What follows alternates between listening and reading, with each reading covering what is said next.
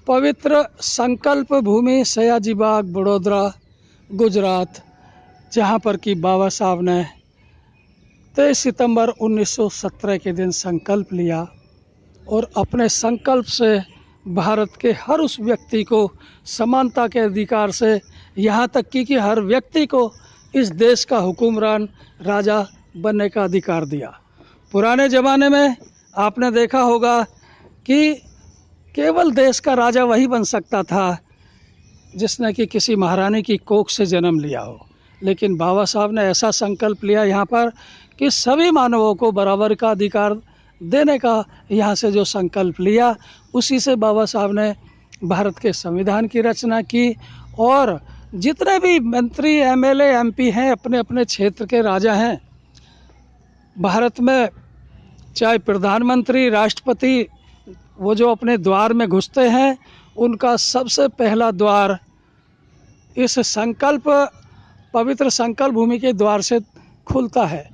क्योंकि बाबा साहब अगर यहाँ पर संकल्प नहीं लेते तो आज एक महिला जो देश की प्रधानमंत्री बनी थी, श्रीमती इंदिरा गांधी जी, ये सब, जैसे कि नरेंद्र मोदी जी, जैसे कि कोविंद जी, जैसे कि सरदार जी, ज्ञानी जैल सिंह जी, ये इस देश के हुक्मरान बने। इन्होंने किसी महारानी की कोख में जन्म नहीं लिया, इनको तो बाबा साहब के संकल्प से ही अधिकार मिला है, समानता के अधिकार से मिला है। इन सब लोगों को इस पवित्र धाम पर नतमस्तक जरूर होना चाहिए, क्योंकि पहले जो राजा महाराजा बनते थे उनका ये ज़रूरी था कि वो किसी रानी महारानी की कोख में जन्म लें। अब क्योंकि संविधान ने सबकी कोख बराबर कर दी, सभी महिलाओं को इतना अच्छा बड़ा अधिकार दिया है कि भारत की किसी भी महिला की कोख में जन्मा बच्चा इस देश का राजा बन सकता है।